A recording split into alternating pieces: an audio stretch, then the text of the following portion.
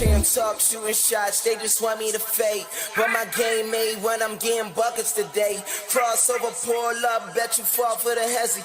Game 7, prime time is butterflies on your belly. Now can you do it? Folding under the pressure, boy, can you do it? If you going, show 'em who better. Don't let the game slip and don't get caught in the lights. Crown me, yeah, Jordan taking off on the Baby, flight. give me all the rings right now, we the champions. We the champions. I do my thing right now and it can't be done. They said it can't be done. Give me all the rings right now, we the champions. We the champions. I do my thing right now and it can't be done. They said it can't be done.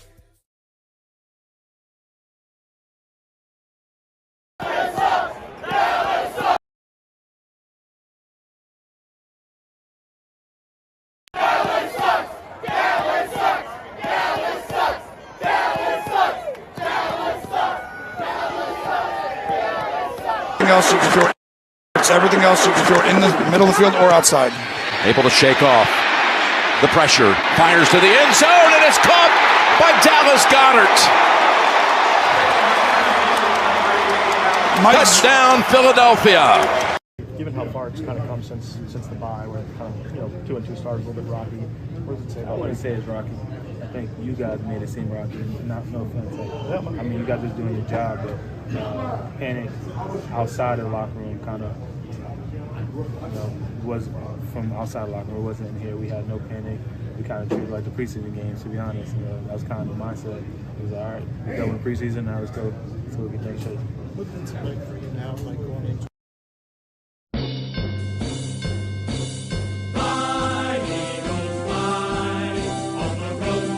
Good morning. Good morning. Y'all hear the song? Down 1, 2, 3.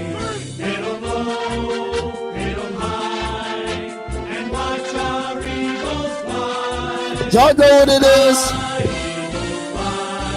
It's Victory Monday.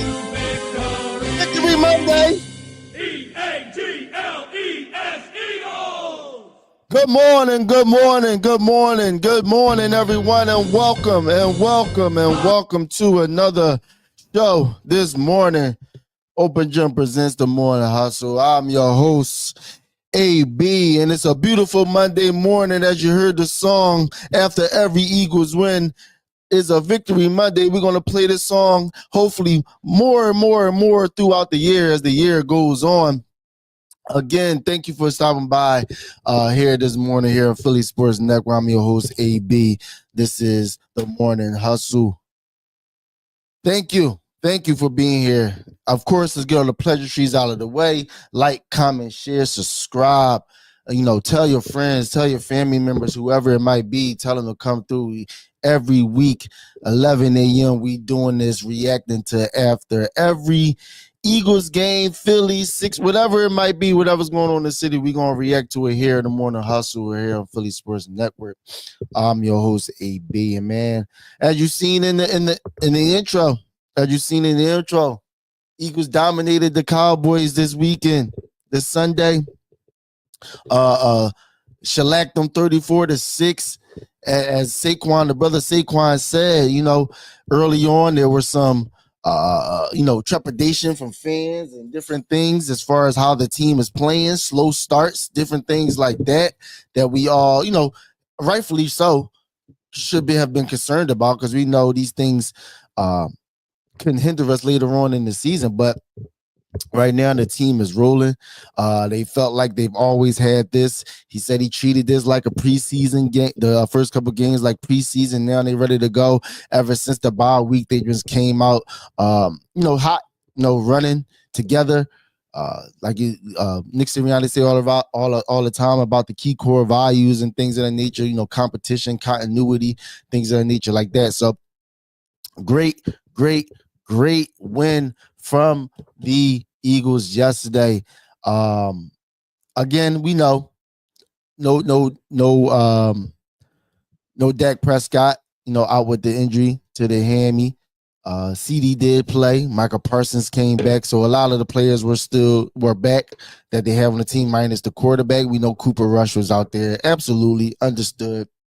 I get that aspect, but just from a team perspective and the Eagles' perspective, as far as what they were doing, and just continue to do throughout the week, each week leading up to this game, and then we got the short week this week against the Commanders. We're getting into that later on as well. But again, it was great to see the guys go out there and get a W this past weekend. So it's great to see them do that. Let's break it down. Let's hop right into it. We don't have to waste any time. Like I said, started off the Eagles. They're going to beat the Dallas Cowboys in Jerry World, 34-6. Not much from the Dallas Cowboys. Like I said, Dak Prescott did not play, so it was a lot of Cooper Rush. He threw 23 times, only completed 13 of them for only 14 yards. Not a lot of passes were, downfield. There was a lot of check downs, a lot of bubble screens, things of that nature. And the shots that were took down the field. As you can see, the young guys showed up and played. They still had to defend guys like CD Lamb out there at times on Quinyon Mitchell, on times on Cooper, not Cooper Rush, on Cooper DeJean rather. Our young guys held their own.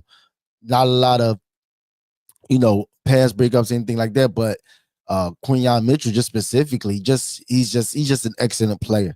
He's just an excellent player, technique. Through his technique, he's technically sound. The fundamentals are there.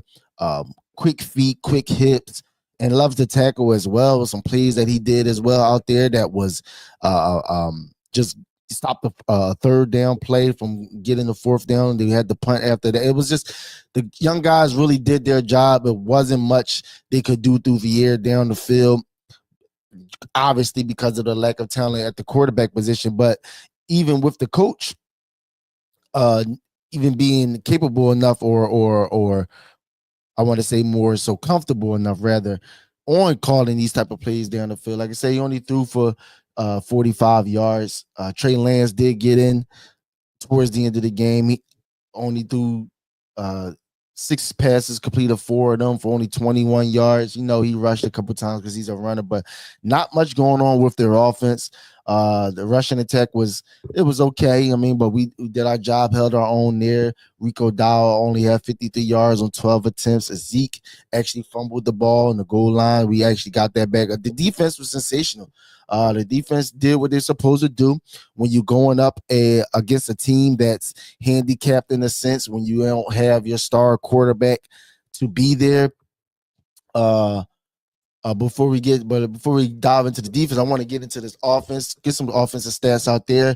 Another good day. Didn't start off so well early on with Jalen Hurts, obviously, but as the day went on, he completed 14 of his 20 passes. Y'all already know, people that have been coming on the show plenty of times always said between 20 and 25 is the cap for me for Jalen, and that's 25 to 30 is like a, if we really need him to do something. But if he stays within that 15 to 20 to 25 range, I believe he can be as efficient, as good as he's been. Like I said, 20 attempts. He completed 14 of his passes. He threw for 2 touchdowns, 1 to Dallas Goedert. Welcome back, Dallas Goedert. As you've seen at the opening entrance to this, there was a beautiful play, a free rusher to Jalen Hurts, sidestep, dip the shoulder, protect the ball, slide out to the roll out to the right, find your guy, deliver the ball, deliver a strike, touchdown. Another to Johnny Wilson. Welcome back, Johnny Wilson, the rookie that we drafted this year, the 6'6" wide receiver. Jalen Hurts extending the play. He's staying connected to the quarterback, reading the quarterback's eyes, turns around, opens up in the field for him to deliver him a pass. Another touchdown. So that's 2 touchdowns for Jalen Hurts. His longest was for 46 yards. He rushed 7 times for 56 yards, scored twice on the ground as well. So another 4 touchdown day, 2 through the air, 2 through the ground. Things look like they're getting back to normal. Things look like they're getting back to where we've known and seen Jalen Hurts to be, this type of player, utilizing his legs, utilizing his arm as well. Some of the things we don't like did show up again. in this particular game early on, that first half, specifically that first quarter. 2 mistakes by Jalen. Even though all those stats are good, he did get sacked 5 times. He lost a fumble, and also he threw an interception. Let me get into that real fast before we even, want to start going down that line of trying to criticize Jalen Hurts, because I just don't understand why that criticism is still here, especially as of late and how he's been playing this season. Again,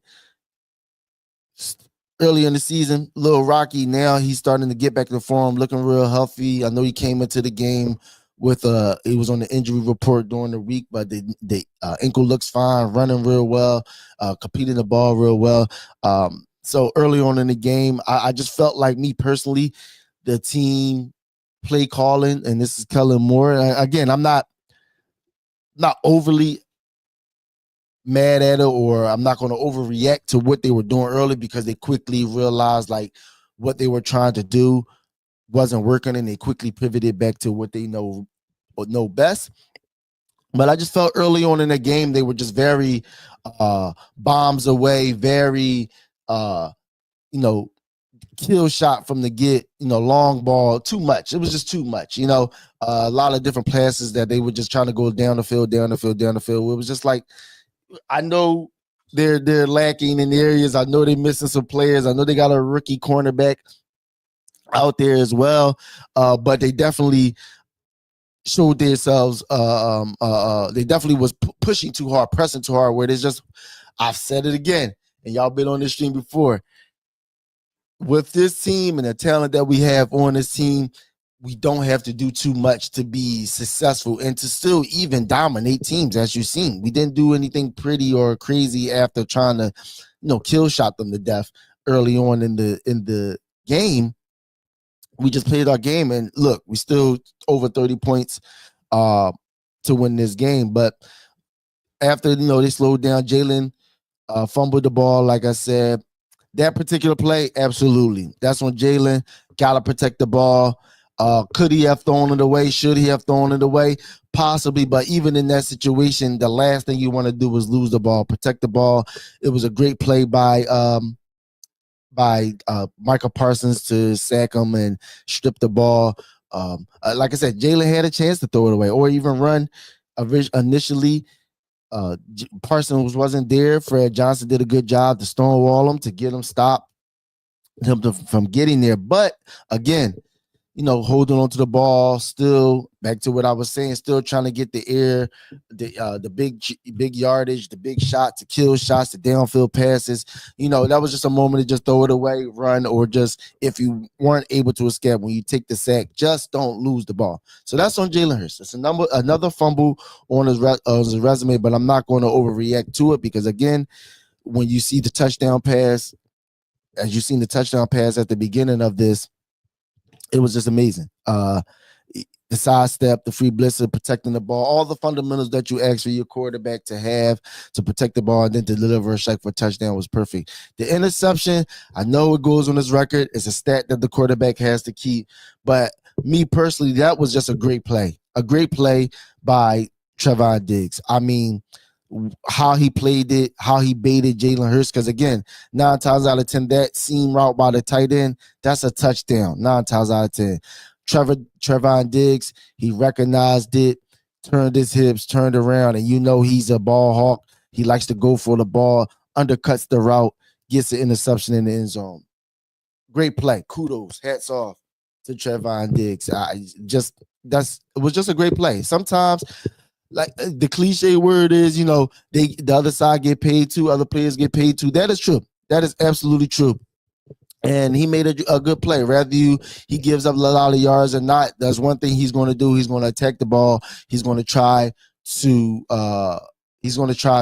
go after the ball. Great play by him. But again, those go on your record. Interception, fumble. But if you watch the game, context of the game let you know that it wasn't going like that. But back to these stats, offense, 202 yards, like I said, 4 touchdowns on the day. Saquon Barkley, just a regular day, a normal day. 66 yards on 14 carries, his longest run for 11 yards. A lot of tough yards out there. He caught one for 12 yards. A solid day for him, but didn't really need the Saquon day, as you can see. A.J. Brown back after the knee slight injury that kept him out of the last game. Well, he got out of the last game, but we finished winning that game. But he's back the next week, so that's good to see him. He caught 5 of his 7 targets for 109 yards. So he's AJ being AJ. Couple great passes to him as well throughout the field, extending the play. Again, this is week 2. This is not week 2, but this is the second week in a row. Jalen Hurts connecting with Jahan Dotson on a great 27-yard pass, back shoulder, great catch by Jahan Dotson. Love seeing that as well. That's chemistry is starting to come along as the team goes along.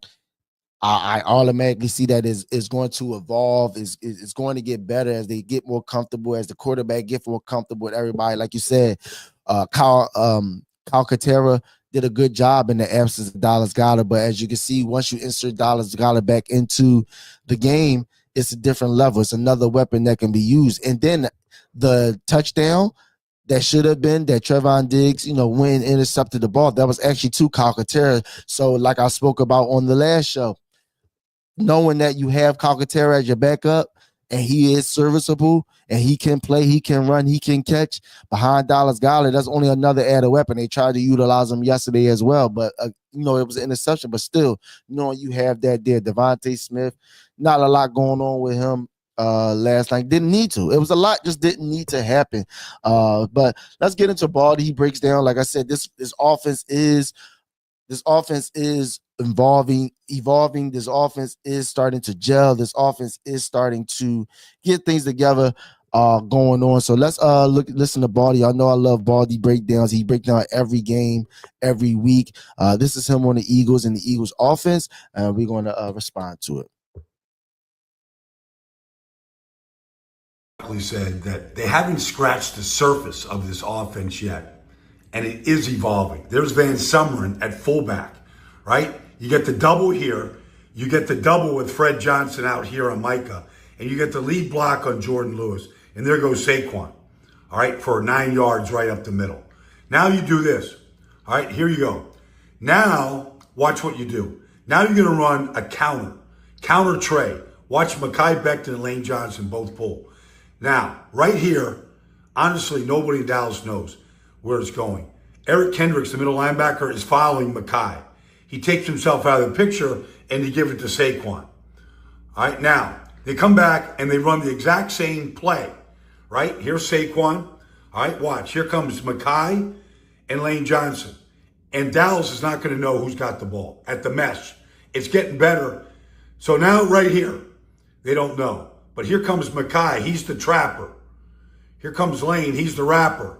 And there goes Jalen Hurts this time. He keeps it for an 8-yard touchdown run, and the Eagles are blowing the Cowboys out. The offense is evolving. They're at full strength. Goddard right there at tight end. Mekhi and Fred Johnson, awesome job.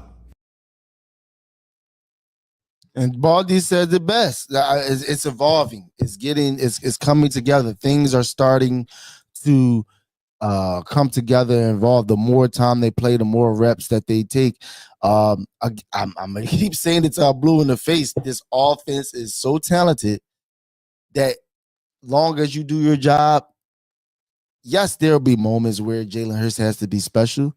Yes, there will be moments that your quarterback has to make plays. We seen that the previous week, the previous game. Jalen had to make some fantastic plays and throws and extending plays and things of that nature. But with this offense, with this team in general, but specifically the offense, since we're on that side of the ball, there's so much around him that as long as everyone's doing their job, most teams we play throughout the season, we will have games like this. We should be putting up 20 plus points, 30 points a game. We should, just absolutely should.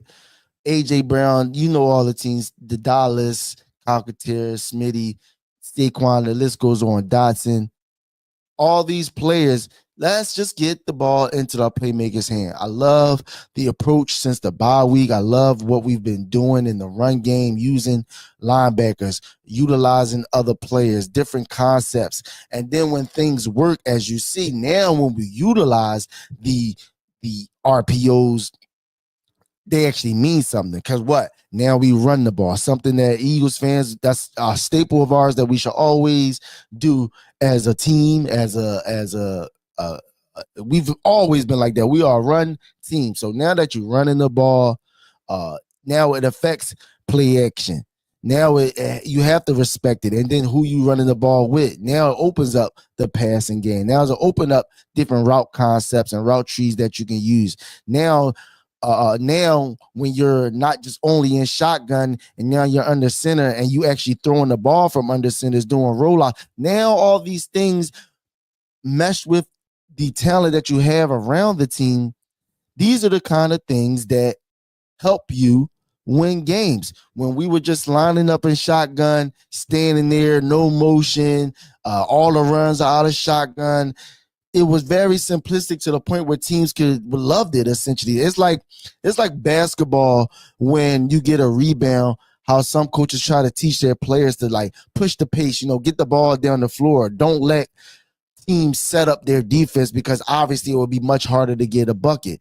That can also apply for football in the concept of like when you show different things, show different tempos, show different formations, show your quarterback in different spaces in different areas, it only confuses a team. But when you sit there every play and you're lined up essentially in the same type of formation, shotgun, 3 to the right, 2 to the right, 1 to the left, things of that nature like that, it's more easier to defend, sending no one in motion. So even to the offense, you don't know if they're in man or in their zone, because you're not sending anyone to try to see what's going on. So all these things that they cuss us out as fans, we say this, that, and the third, but everything they're doing is what we asked for.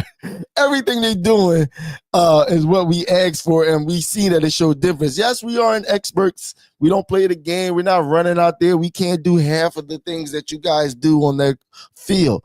But my eyes ain't gonna lie to me, and my eyes show me exactly what can work and what can work. Now, the intricacies of how it's done, that ain't up to me. I don't get paid. You get paid to be the quarterback or the head coach or OC or whatever like that to do that. But again, we're not wrong in what we stated. And just want to play a couple plays here. The 2 touchdown passes from Jalen Hurts. Like I said, just his progression and his growth going into this season. After the bye break, man. I'm sorry, after the bye week, and as far as where he started at from week 1 until now. So let's get into a couple of these plays. This is the first touchdown. Dallas Goedert right here that Baldy talks about. Let's just get into this. Pivotal play in the game with 28 seconds to go in the half.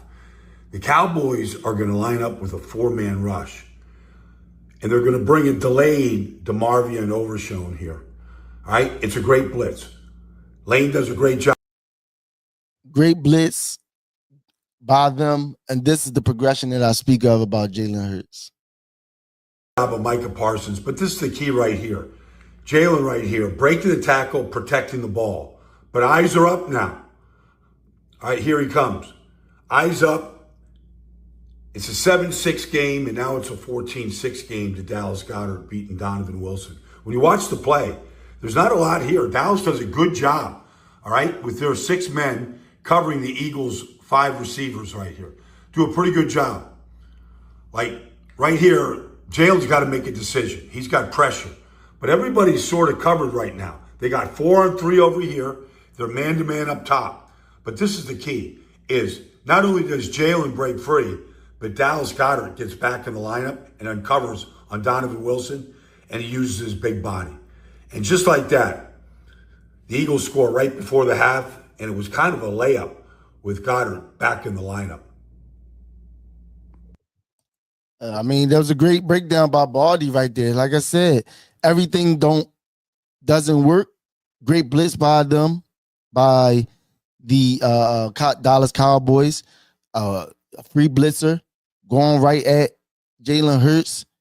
This is where you need your quarterback. These are the things to speak about. Now, this, as far as Jalen Hurts, that was just him being Jalen Hurts, being special, realizing since he has a free blitzer, if I get past him, I have an opportunity to run, throw the ball away, or possibly make a play if my receiver's on. And it worked out in that fashion. And broke away, got away, delivered the pass to Dallas Goedert. I mean, it's textbook. It's textbook. You have too many weapons.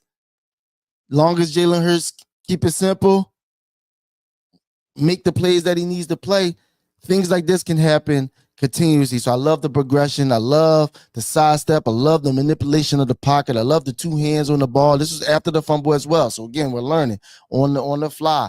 Gotta protect the ball. Two hands on the ball, dip that shoulder, go around. The old Jalen Hurts probably continue to run, try to run it in, put himself in position to, get hit. Maybe don't need to be getting hit at that moment, but he sees his guy, squares his shoulder, delivers the ball, delivers a strike, touchdown. That's what you want to see from your quarterback. Those are winning plays moving forward that can go out there and win you playoff games, win you championships. Here's go the second touchdown by Baldy right here. We're going to get into this and continue to have this discussion. Pivotal play at this third quarter touchdown by the Eagles. It's 3rd and 5. Dallas decides not to blitz. Eagles in a pistol formation right here. All right, now let's take a look at what goes on. Calcaterra goes in motion. Let's watch Lane Johnson first. Completely wires up Micah Parsons. He's right in his grill right here. Like eye to eye, nose to nose. He eliminates him. You got a double and Odigizua. Fred Johnson's in great shape. Jalen's got time to check Snapchat, rip off a couple emails, and there's Johnny Wilson at 6'7" against Jordan Lewis.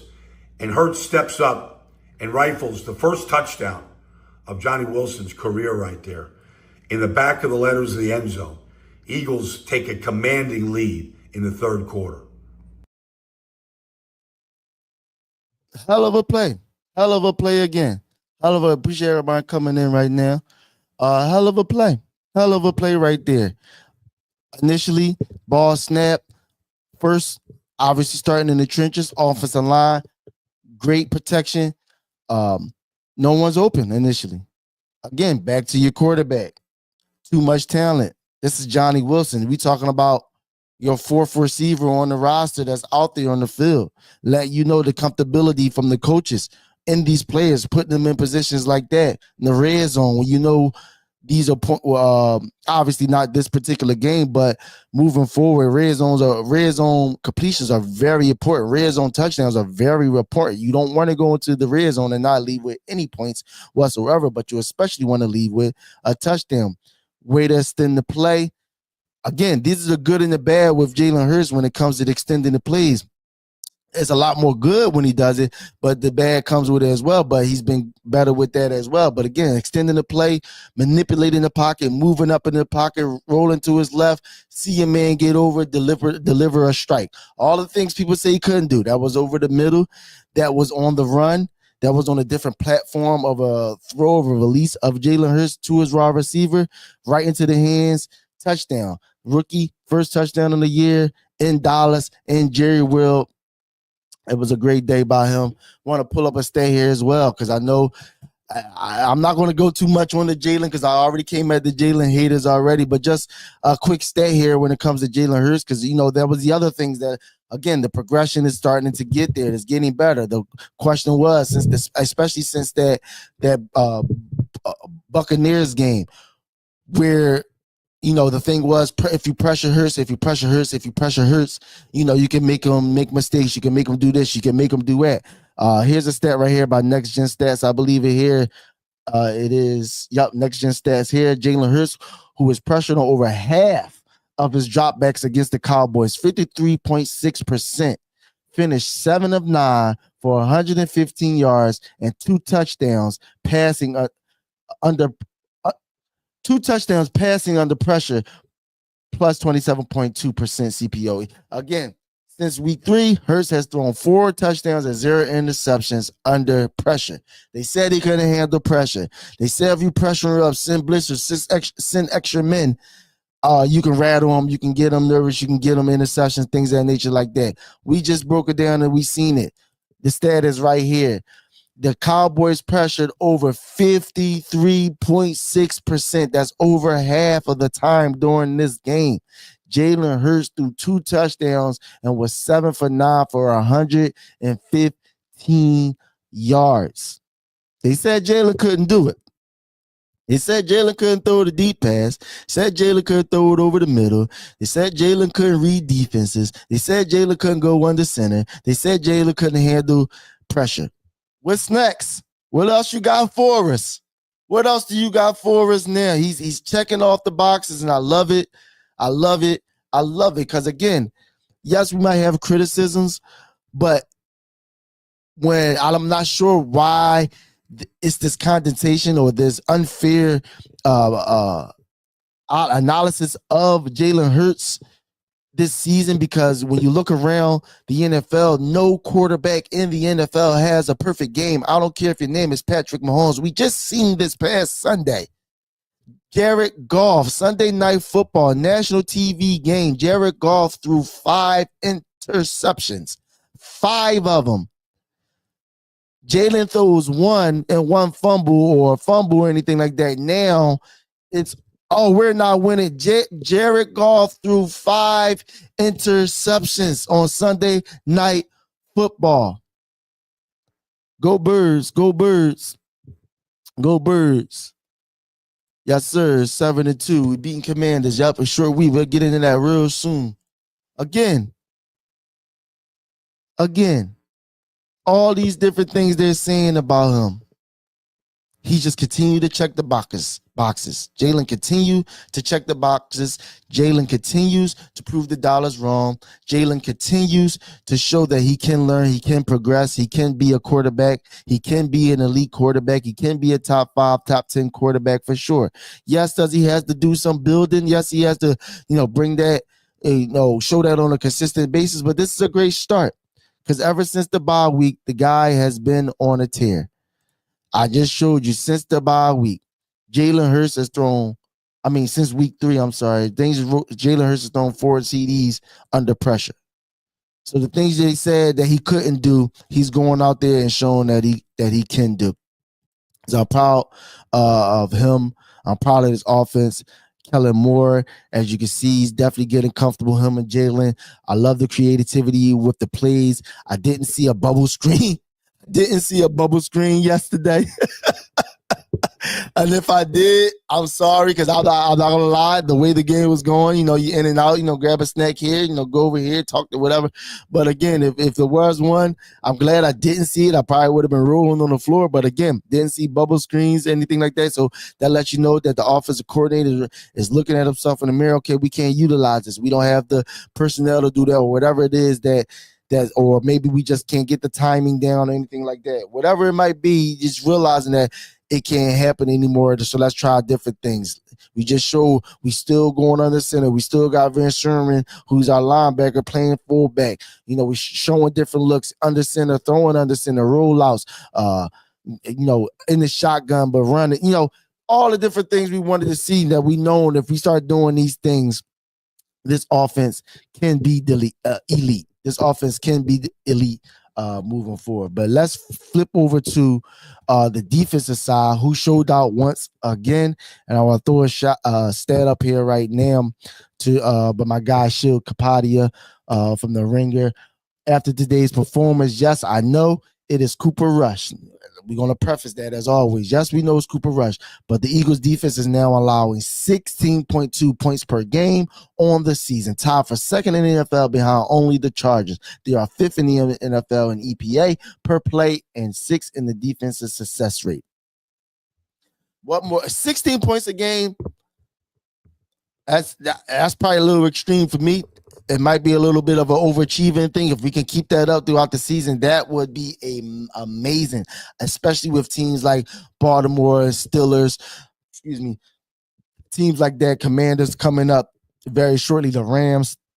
If you're talking about keeping them within 16 points, that's amazing. That's like the icing on the cake, the cherry on top, or whatever cliche you want to use in that moment.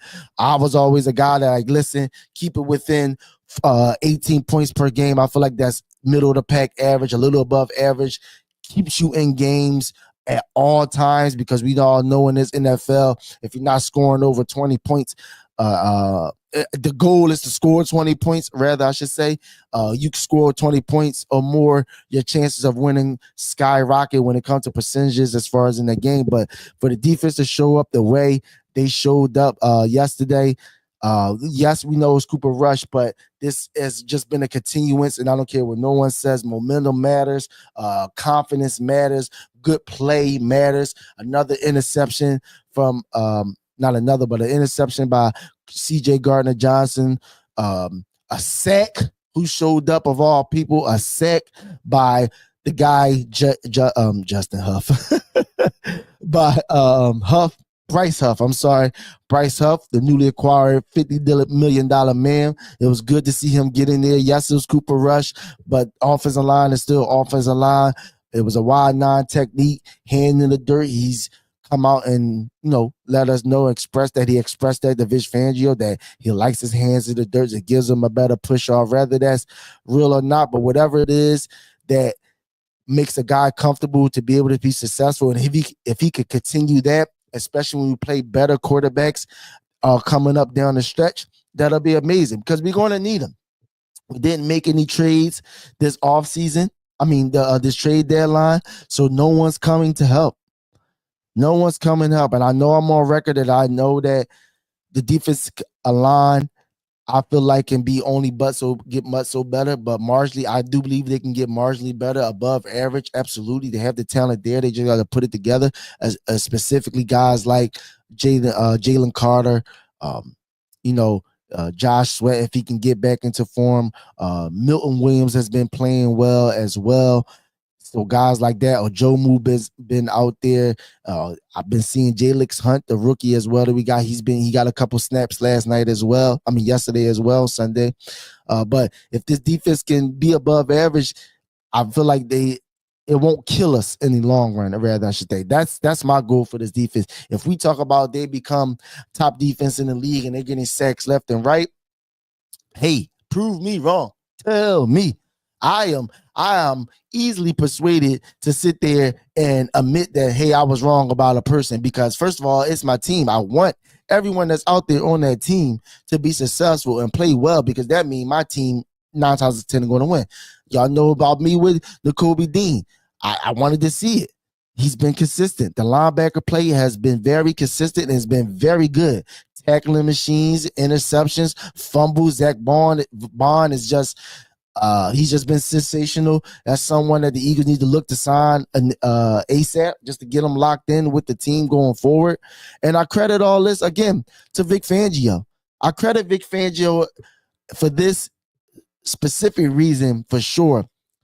Whoever is the best player, whoever is producing, whoever is on the field making plays, they will play.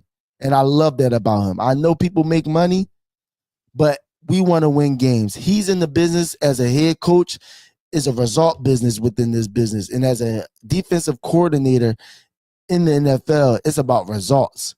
Yes, you might got to play this person or that person, but if you want to keep a job, if you want to have success, whatever is your best chance of winning games, you need to do. And right now, it's the young guys at the DB position. As you can see, Slade, what did come back and play this week? Yeah, I heard he was in and out of lineup throughout the day. So Isaiah Rodgers was back out there doing his thing, covering very well.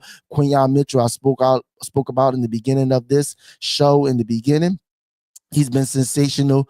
Every time they threw his way, the ball had no chance to be caught whatsoever. Rather, he was running players out of bounds or making quick tackles or breaking the ball up in general. He was great when it came to that as well. Like I said, the linebacker play flying around. You could tell things are slowing down, especially specifically for Nakobe Dean. Things are slowing down for him. He's starting to recognize things. Now he's more so reacting and playing instead of looking at what's happening and trying to counter what's going on in front of him. He's flying to the ball. He's making tackles, putting men down, making interceptions, as we seen last week to seal the game. So again, Vic Fangio, I appreciate the fact that, hey, listen, if you're the best man for the job, you're going to play. And again, he still has the ultimate trust in his players, because then you look at the same contrast last week. Bryce Huff literally only played about 4 to maybe 6 plays all game. He didn't barely play the rest of the game.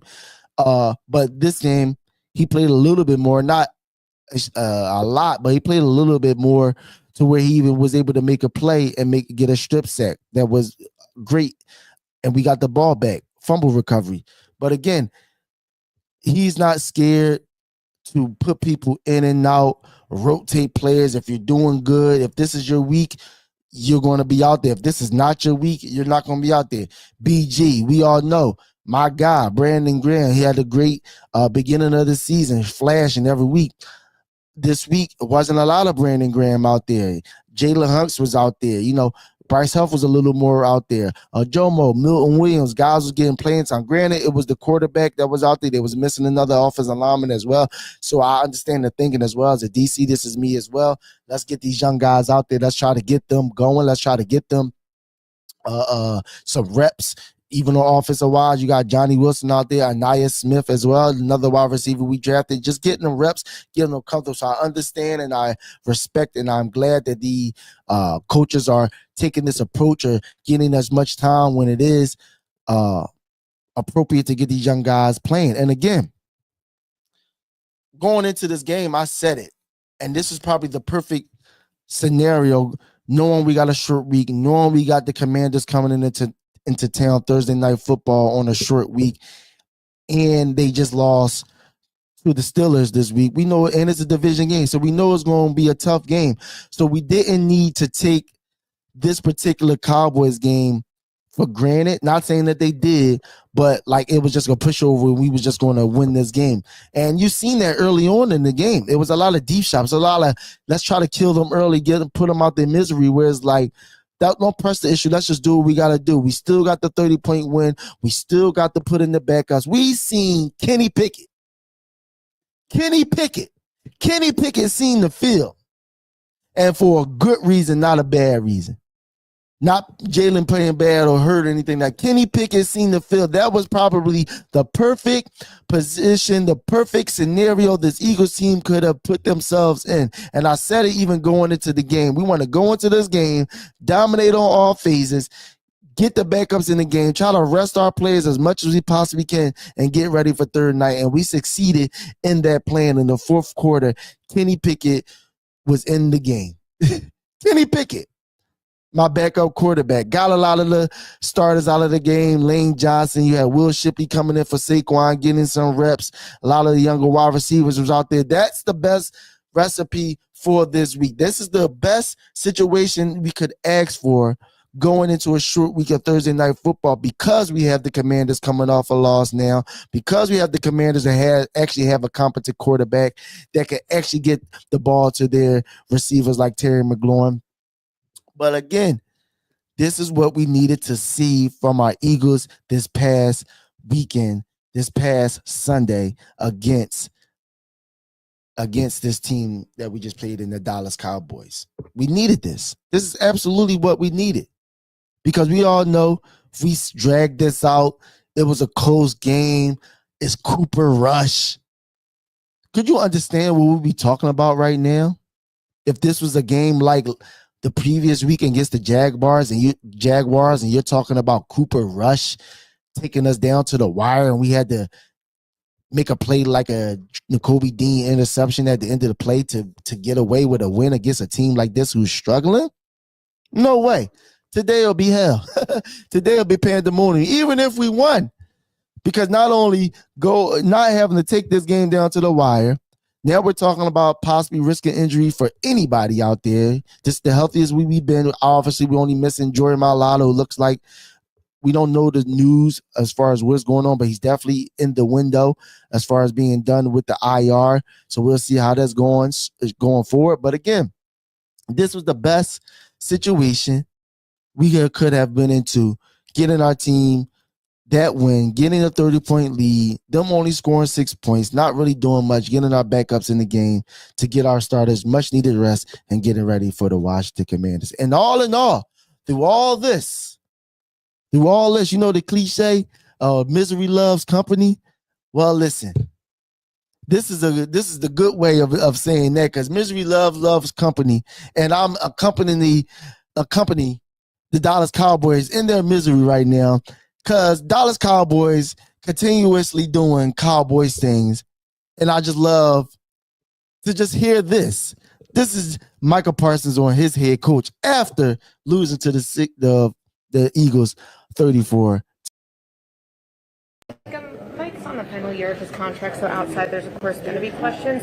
What's the sentiment inside the locker room, and what do you tell people who are wondering about whether McCarthy will be your coach next year? You know, that's above my pay grade about if Mike is coaching again next year. But, you know, all coaching aside, coaching, you know, Mike can leave and go wherever he wants. But the guys, I kind of feel bad for guys like Zach Martin and guys who might be on their last year on their way out, you know, because that's who I wanted to hold the trophy for. You know, you want to win games and do great things with those type of legends who put in more time and work than Mike McCarthy ever did. So those are the kind of guys that I have so much sympathy and hurt for.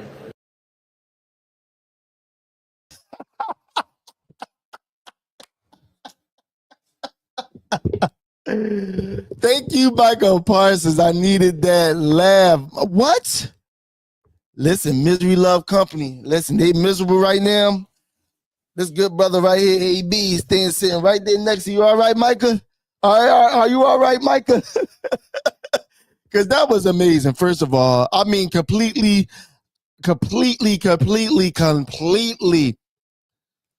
showing how he feels about his head coach right now. First, with the statement that struck out to me, he's the head coach, they'll move on, do whatever they want. So you already blowing off the fact that I don't respect them, whatever.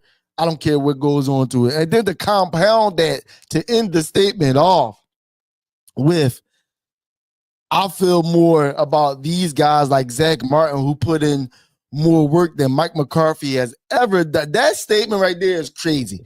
It's absolutely crazy.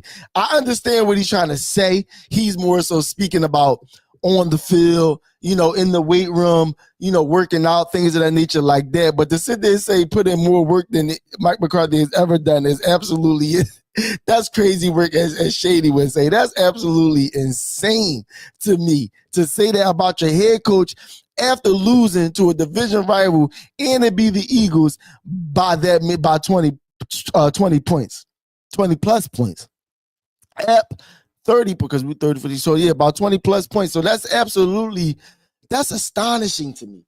That is absolutely amazing to me that you can come out and say something. So that lets you know how he feels and probably the locker room feels about their head coach moving forward, that 9 times out of 10 won't be here next year, and he's probably hoping and praying for that next year. But soon to be Michael Parsons will be Eagles sooner than you think, for sure. I guarantee that. And then to top it off, Jerry Jones, oh my Lord.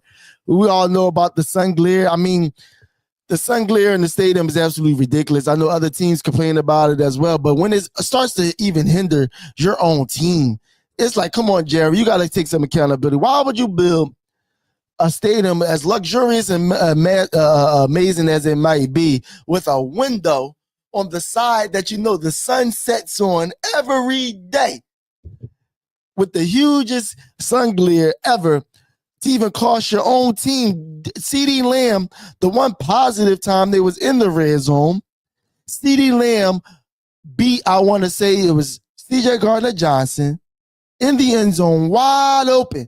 The easiest pass to Cooper Rush, made the right play, made the right read, made the right throw, everything. But guess what?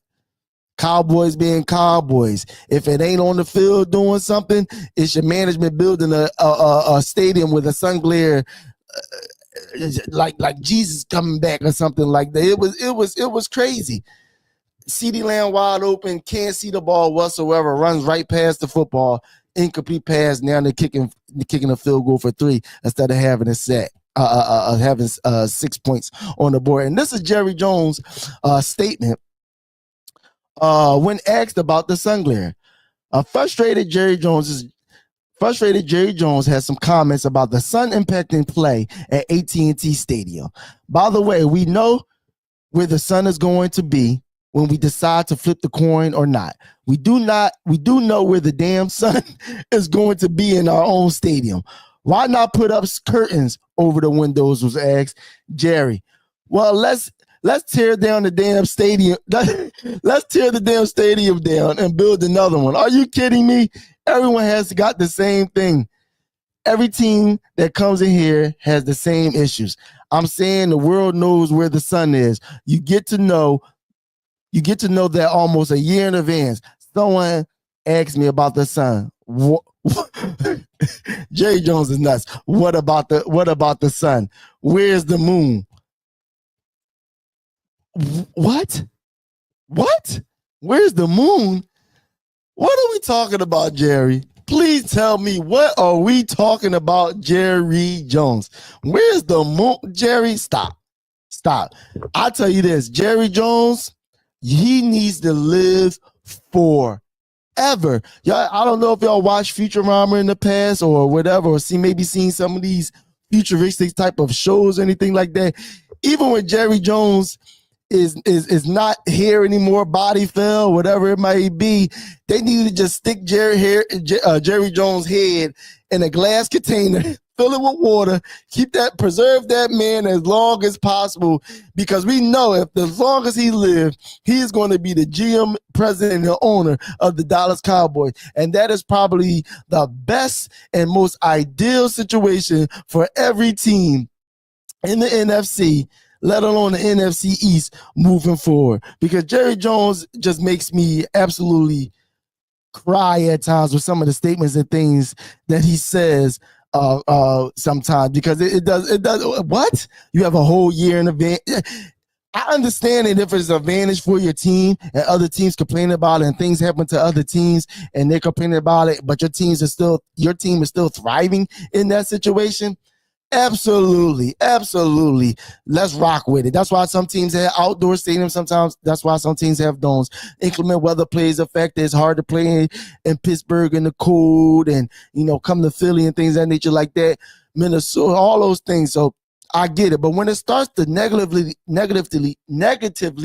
impact your own team, you miss a touchdown because there's a sun glare, and you still don't want to admit the fact that it was dumb to put the window in the side of it right where the sun sets every day. Come on, Jerry Jones. I love it. Dallas sucks. Absolutely, man. I love every moment of it, man. That's Jerry Jones. Stay alive, Jerry Jones. Stay well. Stay thirsty, my friend. Absolutely. But again, great game by the Philadelphia Eagles. Great game by our defense. The boys showed out. Essentially bailed the team out. Held it down after the fumble, after the interception, held it down, gave up no points, got the ball back, and the Eagles capitalized on a lot of short fields. Obviously, Eagles capitalized all day, all night. Great win, Philadelphia Eagles. NFC standings, as you all know, like I said, the Washington Commanders, they went on and lost to the Pittsburgh Steelers yesterday. So obviously, that bodes well for the Eagles, obviously, because they get a win, they gain a win on the team. Moving forward, as of right now, the Eagles should be in the first place, if I'm not mistaken. Let me pull that up really fast.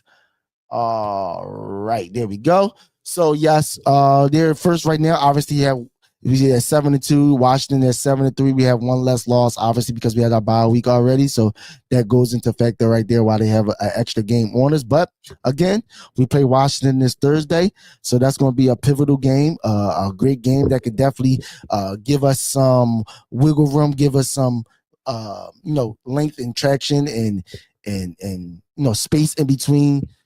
The other divisions. We beat Dallas, so that helps them knock them down even further. Washington is our only threat within this division right now, so it's good that we got them coming up right now. We can go in there and win, become 8-2. As you see, we have one of our people in here in the chat comment already about that, but go get that 8-2, send them to 7-4. And we on and rolling, going from there. So we looking good as a team moving forward. Injuries, no real news out of injuries. Like I said, Slay was definitely in and out of the lineup yesterday, but we'll get more news on that. We get more news on Jordan Mailata, see if he coming back this week or maybe the next week. We'll get news on that. No other significant news. Jalen looked good on his ankle. AJ Brown looked good with his knee yesterday. So all is well to end well. We're going to keep on moving on. Let's see if we can rack up these wins. Also, Philly was packed Sunday as well. We had the Eagles at 4. Then our boys 76ers are back in action that night at 7 o'clock. Paul George did play, but lo and behold, it was someone else that showed up and showed out as the Sixers went on to defeat the Hornets 107-105 in overtime. And we're going to show you who was the star of the show to get us to that win. Guys probably didn't get back to their houses and apartments till 7 or 8. Jared McCain laying it up and in. Gordon up top to McCain. McCain for 3. When they were entering the NBA back in the 90s. McCain off the window for 2 more. Jared McCain into double figures. Final 8 seconds of this third quarter. McCain straight on triple. And it goes for the rookie, Jared McCain. See if they can get it back to him. Jared's feeling it. The fake, the jump stop, and the mid-range. 17-2 run over the last 4 minutes of change. Melo with 11 of his 28 in the corner. Jared McCain, fearless. This guy doing everything he can. McCain from the elbow, a new career high for Jared McCain, making 20 for number 20. George asking for it, going to work, falling down. Lowry, the rookie, the jumper, it goes! Jared McCain! Jared McCain, 2 more! 103-102 Sixers.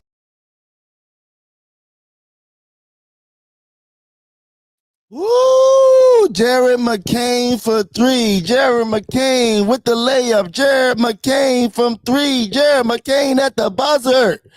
Great job by Jared McCain, who showed out. Great job by the Sixers finally getting that second win on the season. I know it's been a definitely a tumultuous start of the season, but it got to start somewhere. It was a quote from Paul George prior to the game the day before, letting us know, the ship isn't sunk. The season is just getting started, and it's far from over. But like I said, it was just good to see that they just got a win overall yesterday on Sunday night, just to get some confidence moving forward. Obviously, a good showing by the young guy, Jared McCain, 27 points in OT. LaMelo Ball was having a day. He scored 30 points, hit a game-tying fadeaway 3 in the left corner. Game-tying 3 in the left corner to send it to overtime. So let's let you know how he's been playing this season. Also, what he's been doing. I believe it was a stat. He leads the league in fourth quarter points. He's just been showing out. He's been hurt the past couple of years, so I know people probably is like, "Oh, we didn't know Melo can play like that." But he's a hooper. He was probably the best ball talent wise out of all of them. Lonzo was probably the most technically sound, pro ready out of all of them. But as far as talent wise, as far as being special, Melo was always that one, the youngest ball brother. But again, Jared McCain, 27 points, held his own in that OT. Paul George did not play. Paul George ended his game that night with 15 points and 9 assists. He did not play any minute in the OT. That's probably something that they talked about as far as keeping him and preserving him throughout the season. Nick Nurse trusting the young guys. He switched it up a little bit more today. Sunday night, there was no Maxey obviously being injured with the hamstring issue. Instead of going, a lot of Kyle Lowry, even though Kyle Lowry played a lot, he started early with Jared McCain. Then you seen Jeff Doughton as well, another young guard. I just like what I seen. Like I said, as long as Jared McCain doesn't become a complete liability on defense, like a JJ Redick or like a Seth Curry or Marco Bellinelli, guys like that we had like that previously. I could see him carving himself out a nice role within his team if he could continue to do things like that. I didn't know a lot about him coming out of college. I know he could hit the three ball very well, but I seen a lot of different things within that clip alone where he was, getting to a spot, nice spin around shot, jumper, pull up threes off the dribble after the run down. So he showed a lot for me, showing that he can get to the basket, showing that he can handle the ball. Again, he could carve himself out a great spot on his team if he continues to hit shots, not become a complete liability on defense.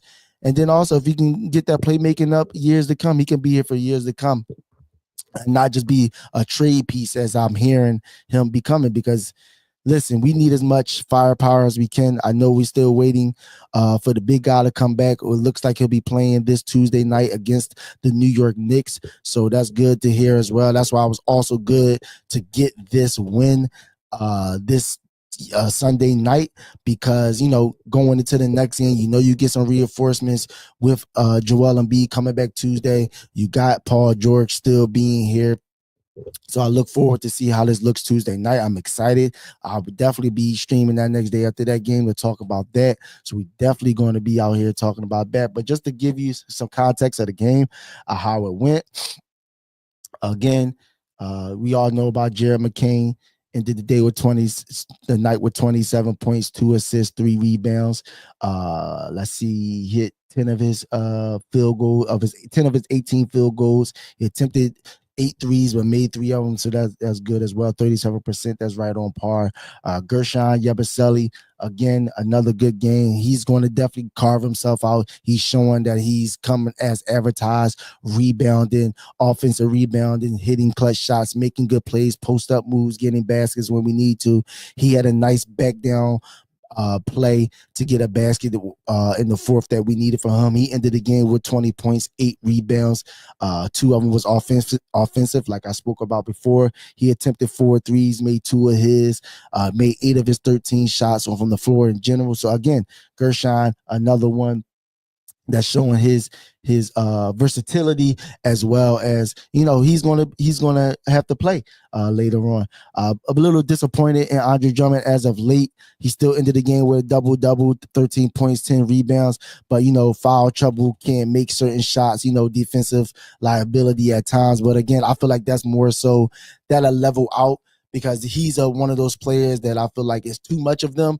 Things don't go right or things do happen as well, but he'll be fine. Obviously, when Joel Embiid comes back, it would be less of him. So in his spot duty of just giving Joel Embiid his rest, I feel like it would be better for him, and he would make it would be more positive impact on the game, rather, I should say, when Joel Embiid is back. And then, like I said, when Gershon is there, he's our small ball 5, it looks like, moving forward. So the ins and outs between those two is definitely going to be there. And I want to see Gershon next to Joel Embiid as well. But Andre Drummond with 13 points. Paul George, like I said, ended with 15 points. He's a bit of the facilitator yesterday with 9 assists as well. Who else? Like I said, the young guys was in there. They were playing. Jeff Downing gave us 11 points. When he was in the game, gave us a real good stint defensively. Hit a 3 or 2. Hit a 3 out. Hit a 3. Made some good plays to the basket. 2 rebounds. A steal. So again, showing that some of the young guys can get out there, knowing we need another ball handler out there, knowing that Maxey wasn't going to be there. Didn't want to give all the responsibility to a 30-something-year-old Kyle Lowry and Paul George. Kyle Lowry made some great plays, as always, a veteran. 8 points, 5 assists, 4 rebounds.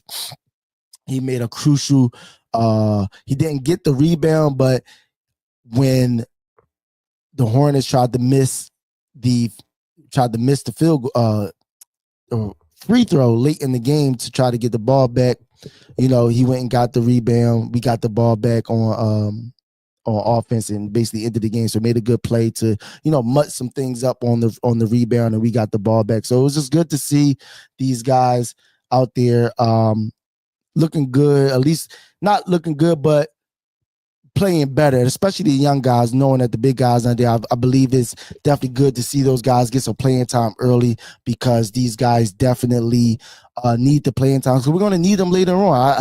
I feel like the youth movement in Philadelphia right now is a need and a necessity more than a luxury, because both teams are transitioning into younger stature of players surrounding the star players that we're going to need. That's going to need as much of the as much is going to need as much playing time as they possibly can moving forward, because of the fact that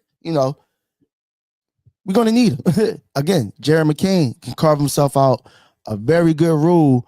If you can sit there and you talk about you hitting threes the way you hitting, you could defend in the way you're defending. And then we all know the defensive effort is going to ramp it up. I know it's been a little bit disappointing from guys like Caleb Martin and things of that nature like that. But when the big guys back, Joel Embiid, like I said, it looks like he will be back Tuesday night against the New York Knicks. Once we get him back, the defense is definitely going to look much better.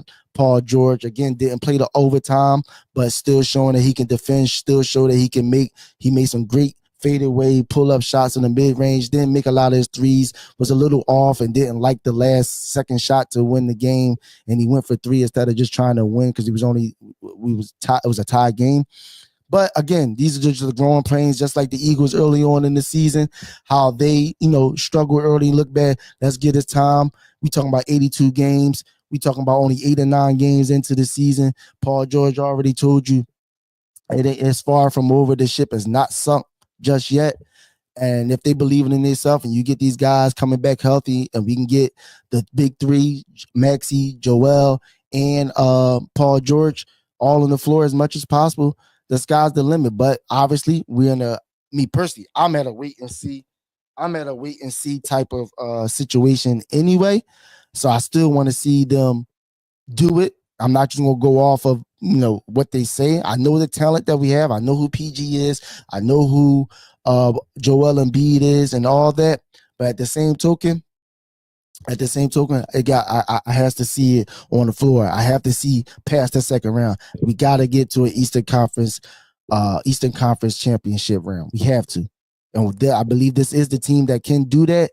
It's up to Nick Nurse, this coaching staff, and these players to get on track, build, grow, and continue on this path. Let's start this. You got your second win of the season. Can we build on it? We got the Knicks. I know it was a tough test, but can we build on it?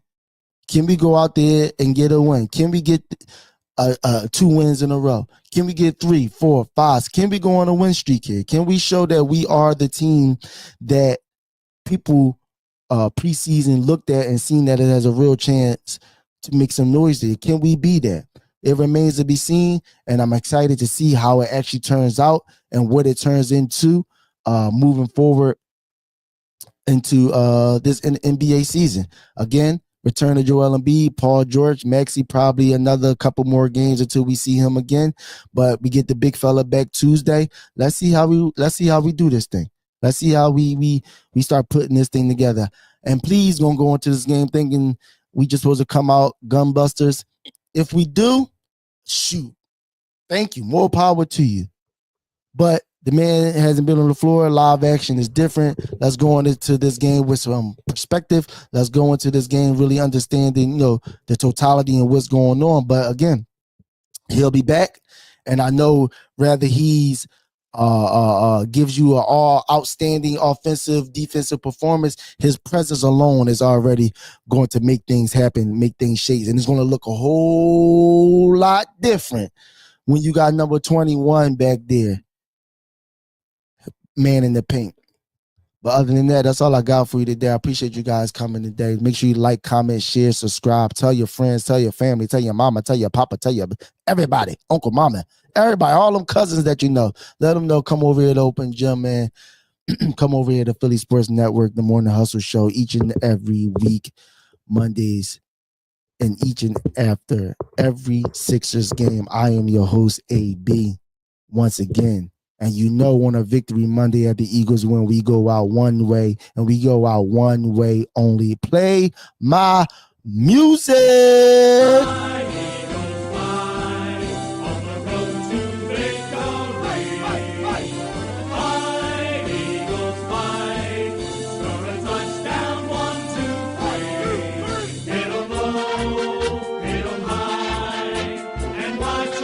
We see y'all next time, everybody. Our Eagles won. Our Sixers won. Joel Embiid is back. Jalen Hurts, MVP,